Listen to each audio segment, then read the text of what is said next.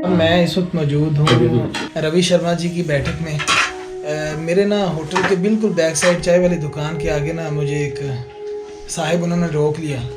तो मुझे बड़ा अजीब सा लगा कि मुझे क्यों रोक रहे हैं। अब भाई आप पाकिस्तान से हो? मैंने कहा जी मैं पाकिस्तान से हूँ, लेकिन मैं थोड़ा सा ना परेशान हो गया कि ये मुझे क्यों रोक रहे हैं यहाँ पे, यानी क्या करना चाह रहे हैं। लेकिन मामला जब खुला तो पता चला कि ये शर्मा जी हैं, रवि शर्मा इनका नाम है, और ये बेसिकली चनियोट से हैं। तो ये पाकिस्तानियों से प्यार बहुत करते हैं क्योंकि इनकी जो है, इनके जो वालिद हैं उनकी पैदाइश जो है वो चनियोट की है, और ये चनियोट से माइग्रेटेड हैं। बेसिकली ये यहीं पे पैदा हुए हैं दिल्ली में ही, लेकिन इनकी मोहब्बत जो है वो अपनी आबाई वतन के साथ, अपनी वो पुरखों की जो ज़मीन है बहुत ज़्यादा, बहुत जुड़े हुए हैं उसके साथ। तो इसी वजह से ये 20-25 साल की कोशिश के बाद 2017 में ये जो है ना वो चनियोट देख के आए, वहाँ पे अपना इन्होंने टाइम गुजारा। तो ये बहुत इसरार कर रहे थे कि भाई एक बार आएँ तो इधर आके ना मेरे पास खाना खाएं। तो अभी हम खाना खाएंगे, तो ये इनकी बहुत ज़्यादा मोहब्बत है। तो उसके बाद इनके साथ गपशप भी करेंगे, इनके साथ हाल अहवाल भी लेंगे कि इन हालात में ये वहाँ से माइग्रेशन करके आए, और जब ये वहाँ पे गए तो इन्होंने पाकिस्तानियों को कैसा पाया। तो ये सारी बातें हमारे साथ ये करेंगे। तो उम्मीद है कि आपको आज की बैठक में मज़ा आएगा। अभी खैर खाना आ चुका है, तो मैं क्योंकि इनसे बात हुई थी, भाई हम वहाँ पे वेज जो है ना वो नॉन वेज तो खाते ही रहते हैं, तो हमें वेज जो है वो आपने खिलाना है। तो इन्होंने कहा इंशाल्लाह वो आपको खिलाएंगे। तो अभी हमारे पास जो आया है शुद्ध शाकाहारी खाना, तो उसमें ये क्या है जी शर्मा जी? ये पनीर है, ये पनीर है, और ये आलू गोभी है, और ये रायता है, और ये जी शर्मा जी हैं रवि शर्मा, और ये उनके साथ हैं उनके बड़े साहबजादे वरुण शर्मा। ठीक है, तो बाकी बातें इंशाल्लाह मैं आपके साथ करता हूँ ज़रा खाने के बाद। सही है।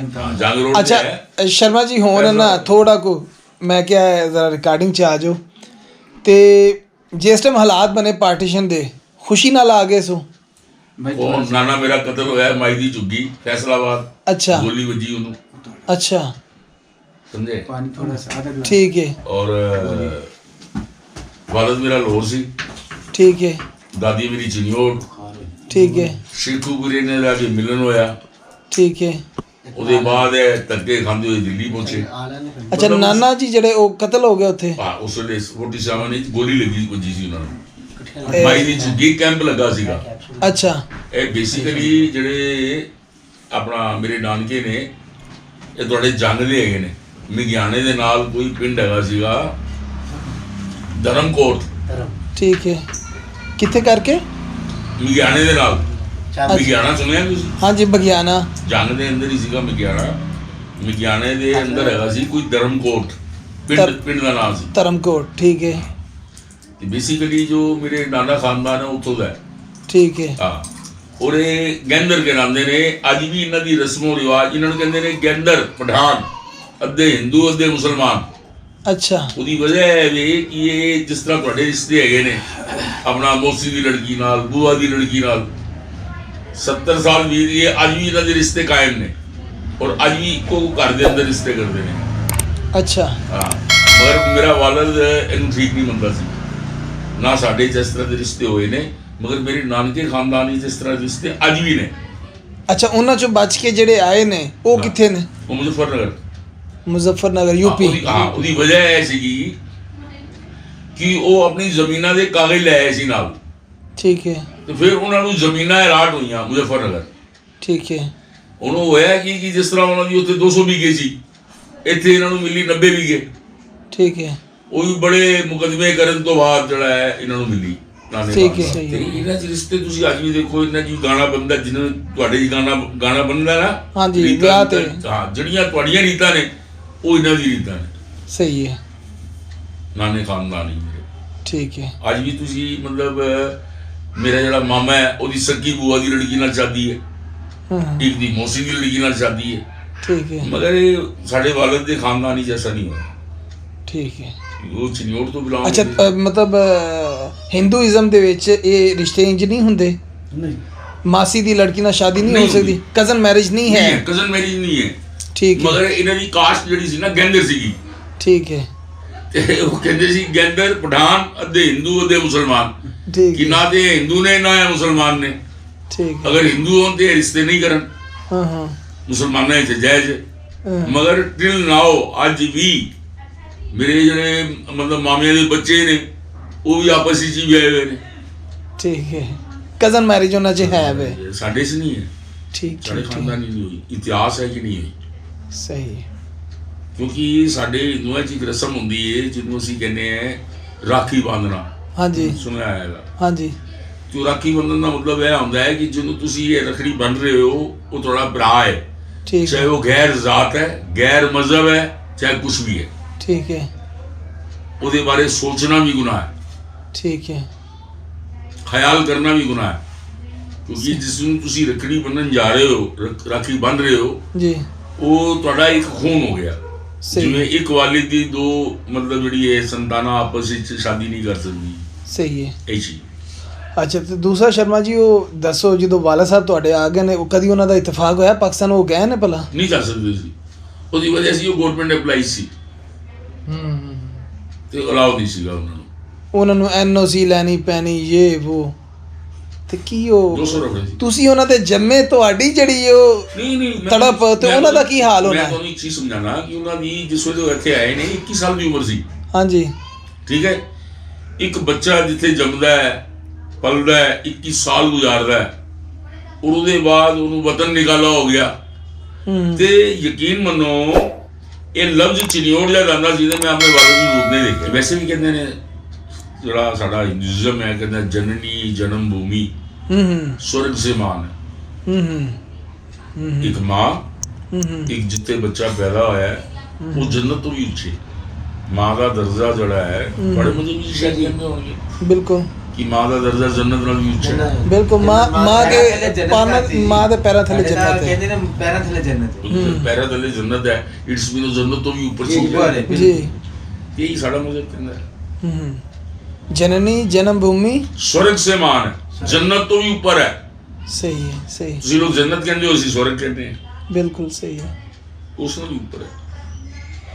ਤੇ ਉਹ ਉਹਦੀ ਜਨਮ ਭੂਮੀ ਸੀ, ਹੁਣ ਕਿੰਨੀ ਮੁਹੱਬਤ ਹੋਈ ਉਹਦੇ ਨਾਲ। ਬਿਲਕੁਲ ਸਹੀ। ਮੈਟ੍ਰਿਕ ਕੀਤੀ ਉਹਨੇ ਉੱਥੋਂ ਦੀ। ਉਹ ਫਿਰ ਸਾਨੂੰ ਵੱਡੀ ਗੱਲ ਜਿਹੜੀ ਮੈਂ ਸਮਝਣਾ ਉਹ ਇਹ ਸੀ ਕਿ ਉਹ ਇਕੱਲਾ ਸੀਗਾ, ਉਹਦਾ ਕੋਈ ਸਗਾ ਭੈਣ ਭਰਾ ਨਹੀਂ ਸੀ। ਤੇ ਉਹ ਯਾਰ ਬੇਲੀ ਸਾਰੇ ਉੱਥੋਂ ਦੇ ਸਨ। ਹਾਂ। ਅੱਛਾ, ਚਨਿਓੜ ਦੇ ਵਿੱਚ ਹਿੰਦੂ ਕਿੰਨੇ % ਸਨ? ਟੋਟਲ 35,000 ਆਬਾਦੀ ਦੱਸਦਾ ਸੀ ਮੇਰਾ ਵਾਲਦ। ਠੀਕ ਹੈ। ਉਹ ਕਹਿੰਦਾ ਸੀ ਕਿ 35,000 ਆਬਾਦੀ ਹੋਣੀ ਮੁਸ਼ਕਿਲ ਨਾਲ ਚਨਿਓੜ ਦੀ। ਠੀਕ ਹੈ। ਔਰ ਰੇਸ਼ੋ 18-17 ਦੀ ਹੋਏਗੀ ਕਿ 18 ਮੁਮਡਨ ਹੋਣਗੇ, 17 ਹਿੰਦੂ ਹੋਣਗੇ, ਜਾਂ 18 ਹਿੰਦੂ ਹੋਣਗੇ, 17 ਹੋਣਗੇ। ਸਿੱਖ ਹੈ ਸਨ ਉੱਥੇ ਚਨਿਓੜ? ਹਾਂ ਬਿਲਕੁਲ ਹੈਗੇ ਸੀ। ਠੀਕ ਹੈ, ਸਿੱਖ ਹੈਗੇ ਸੀ। ਸਹੀ ਹੈ। ਹੁਣ ਉਹ ਚੱਕਰ ਕੀ ਹੈਗਾ, ਮੈਂ ਤੁਹਾਨੂੰ ਸਮਝਾਣਾ। ਜਿਸ ਤਰ੍ਹਾਂ ਤੁਸੀਂ ਤੁਹਾਡੇ ਲੋਕਾਂ ਕੋਲ ਟਾਈਮ ਘੱਟ ਹੈ, ਮੈਂ ਇਹਨਾਂ ਨੂੰ ਲੈ ਗਿਆ ਸੀ ਨਹੀਂ, ਉਹ ਹੈਗੇ ਸੀਗੇ ਜਿਨ੍ਹਾਂ ਨੂੰ ਚਨਿਓੜ ਹੋਣ ਦਿਖਾਇਆ ਹੈ ਸ਼ੱਕਰ ਦੇ, ਜਿਨ੍ਹਾਂ ਮੇਰੀ 20 ਤਰੀਕ ਮੁਲਾਕਾਤ ਹੋ ਗਈ। ਤੇ ਮੈਂ ਉਹਨੂੰ ਲੈ ਕੇ ਗਿਆ, ਚਨਿਓੜ ਭਵਨ ਦਿਖਾਇਆ। ਅਗਰ ਤੁਹਾਡੇ ਕੋਲ ਫੁਰਸਤ ਹੈ ਮੈਂ ਤੁਹਾਨੂੰ ਸਵੇਰੇ ਦਿਖਾਣਾ ਕਿ ਚਨਿਓੜ ਭਵਨ ਬਣਾਇਆ ਉਹਨਾਂ ਨੇ ਆ ਕੇ, ਜਿੱਥੇ ਸ਼ਾਦੀ ਵਿਆਹ ਹੁੰਦੀ ਹੈ, ਕੋਈ ਖੁਸ਼ੀ, ਕੋਈ ਗਮ, ਕੋਈ माहौल ਹੁੰਦਾ, मगर वो चिन्योड़ियाँ वास्ते फ्री है। मतलब बिरादरी जो चिन्योड़ से आए हुए हैं वहाँ से, ठीक यहाँ है। जो यूपी के अंदर जितने भी चिन्योटी हैं उनके लिए वो जगह फ्री है, अपने बच्चों की शादी, मैरिज हॉल टाइप कैसे? मैरिज हॉल टाइप चिनोटी में लेना है। ਅੱਛਾ, ਚਨਿਓੜੀ ਇਹ ਵਾਲਾ। ਗਲੀਆਂ ਜਿੱਥੇ ਤੁਸੀਂ ਬੈਠੇ ਹੋ ਨਾ, ਹਾਂ, ਇੱਥੇ ਪੂਰੀ ਗਲੀਆਂ ਚਨਿਓੜ ਤੋਂ ਆਗੇ ਵਸੀਆਂ ਸੀ। ਚਨਿਓੜ ਤੁਸੀਂ ਦੀ ਇੱਕ ਔਰ ਚੀਜ਼ ਪੁੱਛੀ ਮੁਲਤਾਨੀ ਮੇਰੇ ਕੋਲੋਂ ਕਿ ਆਪਣਾ ਆਏ ਤੇ ਤੁਸੀਂ ਦਿੱਲੀ ਕਿਸ ਤਰ੍ਹਾਂ ਪਹੁੰਚੇ।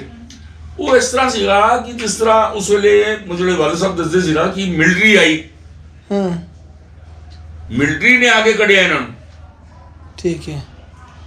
ਕਿਉਂਕਿ ਮੈਂ ਤੁਹਾਨੂੰ ਇੱਕ ਚੀਜ਼ ਸਮਝਾਣਾ, ਜਿਹੜੇ ਚਨਿਓੜ ਦੇ ਅੰਦਰ ਹੋਇਆ ਕੀ ਸੀਗਾ ਕਿ ਚਨਿਓੜ ਦੇ ਜਿਹੜੇ ਉੱਥੋਂ ਦੇ ਮੁਮਡਨ ਸੀਗੇ ਉਹਨਾਂ ਨੇ ਕੁਝ ਨਹੀਂ ਕੀਤਾ ਵਿਚਾਰਿਆਂ ਨੇ। ਠੀਕ ਹੈ। ਇਹ ਆਸ-ਪਾਸ ਦੇ ਪਿੰਡਾਂ ਦੇ ਲੋਕ ਪੈ ਗਏ ਸੀ ਨਾ।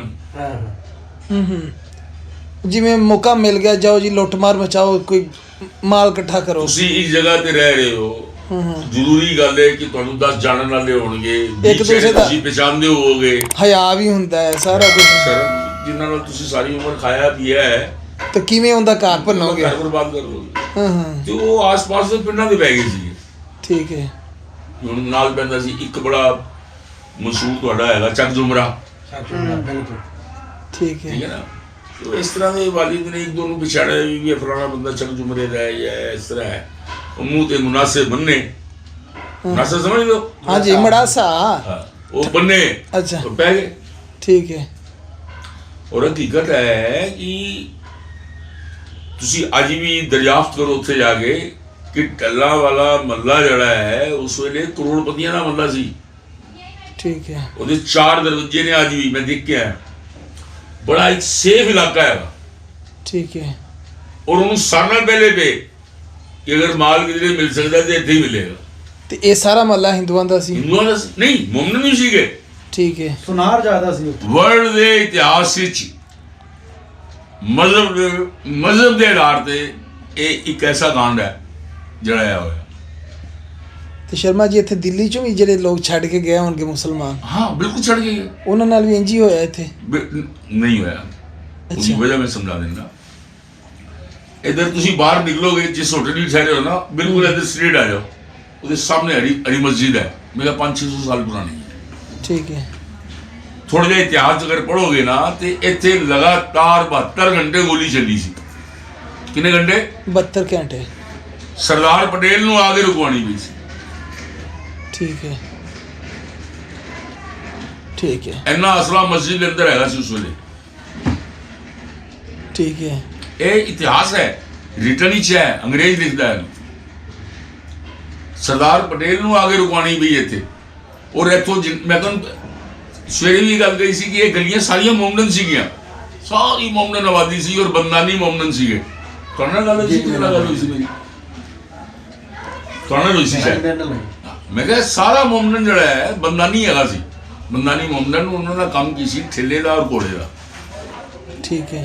और ये गलियां ਜਿਹੜੀਆਂ ਬਣੀਆਂ ਹੋਈਆਂ ਨੇ ਨਾ, ਤੁਹਾਨੂੰ ਇੱਕ ਦੋ ਬਿਲਡਿੰਗਾਂ ਦਿਖਾ ਸਕਣਾ, ਉਹ ਇੰਨਾ ਉਹਨਾਂ ਦਾ ਦਰਵਾਜ਼ਾ ਵੱਡਾ ਸੀਗਾ ਕਿ ਊਂਟ ਵੀ ਨਿਕਲ ਜਾਏ। ਤੇ ਜਿਹੜੇ ਇੱਥੋਂ ਦੀ ਗਏ ਨੇ ਉਹ ਕਰਾਚੀ ਪਹੁੰਚੇ। ਰਸਤੇ 'ਚ ਜਿਹੜਾ ਮਿਲਦਾ ਰਿਹਾ ਉਹਨੂੰ ਕਹਿੰਦਾ ਰਿਹਾ ਵੀ ਹਾਂ ਵੀ ਫਲਾਣੇ ਬੰਦੇ ਦੀ ਮਹਿਮਾਨ ਨੂੰ ਲੈ ਕੇ ਆ ਰਿਹਾ, ਅਗਰ ਉਹ ਕਿਧਰੇ ਮਿਲੇ ਤੇ ਉਹਨੂੰ ਕਹੋ ਕਿ ਮੈਂ ਆਪਣਾ ਸ਼ੇਖੂਪੁਰੇ ਮਾਂ ਪੁੱਤਰ ਦਾ ਮਿਲਣ ਹੋਇਆ। ਉੱਥੋਂ ਫਿਰ ਅੰਮ੍ਰਿਤਸਰ ਤੋਂ ਲੁਧਿਆਣੇ ਤੋਂ ਫਿਰ ਅੰਬਾਲੇ ਤੋਂ ਫਿਰ ਦਿੱਲੀ ਆਏ ਸੀ। ਜਿੰਨਾ ਵੀ ਚਿਨੀਓਟ ਹੈਗਾ ਸੀ ਨਾ, ਇਹ ਜਿਹੜੀਆਂ ਮੈਂ ਤੁਹਾਨੂੰ ਉਸ ਨੂੰ ਦੱਸਿਆ ਕਿ ਜਿੰਨੀਆਂ ਗਲੀਆਂ ਨੇ जी ਇਸ ਤੋਂ ਅੱਗੇ ਚਲੇ ਜਾਓ, ਅੱਗੇ ਜਾ ਕੇ ਚਿਨੀਓਟ ਬਸਤੀ ਹੈ। अच्छा। ਠੀਕ ਹੈ ਜੀ। ਇਹ ਜਿੰਨੀਆਂ ਗਲੀਆਂ ਨੇ ਇਹ ਸਾਰੀ ਚਿਨੀਓਟ ਨਾਲ ਭਰ ਗਈਆਂ ਸੀ। ठीक है। ਇਹਨਾਂ 'ਚ ਵੀ ਉਹ ਕਾਰੀਗਰ ਆਏ ਨੇ ਫਰਨੀਚਰ ਵਾਲੇ? ਨਹੀਂ अच्छा। ਕੋਈ ਵੀ ਨਹੀਂ ਸੀ।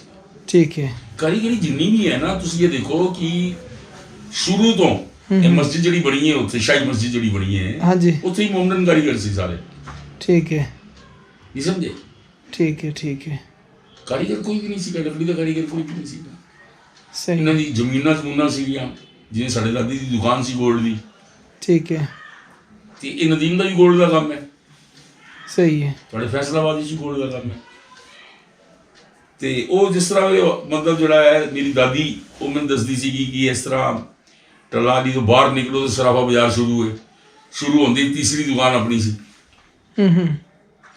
ਮੈਂ ਇੱਕ ਤੁਹਾਨੂੰ ਚੀਜ਼ ਦੱਸਣਾ ਕਿ ਜਿਸ ਤਰ੍ਹਾਂ ਤੁਸੀਂ 5-6 ਭੈਣ ਭਰਾ ਹੈਗੇ ਹੋ, ਕਿਸੇ ਦੀ ਜ਼ਹਿਨ ਜਿਹੜਾ ਹੁੰਦਾ ਨਾ ਪੁਰਾਣੀ ਯਾਦਾਂ ਨਾਲ ਬੜਾ ਉਹਨੂੰ ਤੰਗ ਕਰਦੀਆਂ ਨੇ। ਹਾਂਜੀ। ਨਹੀਂ ਸਮਝੇ? ਔਰ ਜਿਹੜੇ ਬਾਕੀ ਸੀਗੇ ਉਹ ਮੇਰੇ ਨਾਲ ਛੋਟੇ ਭੈਣ ਭਰਾ ਸੀ। ਸਹੀ। ਉਹ ਦਾਦੀ ਔਰ ਮੇਰੇ ਵਾਲਿਦ ਨੂੰ ਮੈਨੂੰ ਬੜੀ ਮੁਹੱਬਤ ਸੀ। ਉਹ ਜਦ ਗੱਲਾਂ ਕਰਦੇ ਸੀ ਨਾ, ਮੈਂ ਬੜਾ ਐਕਸਾਈਟਡ ਹੁੰਦਾ ਸੀ। ਹੋ ਜਾਂਦਾ ਇੰਜ, ਇੱਕ ਅੱਧਾ ਹੁੰਦਾ ਇਸ ਤਰ੍ਹਾਂ ਦਾ। ਉਹ ਫਿਰ ਮੈਨੂੰ ਇਹ ਸਮਝ ਲਓ 88 ਤੋਂ ਮੈਂ ਅੰਬੈਸੀ ਦੇ ਬੜੇ ਧੱਕੇ ਖਾਦੇ। ਠੀਕ ਹੈ। ਜਦ ਵੀ 2-4 ਸਾਲ ਬਾਅਦ ਕੀੜਾ ਉਛਲਣਾ ਮੈਂ ਪਹੁੰਚ ਜਾਣਾ।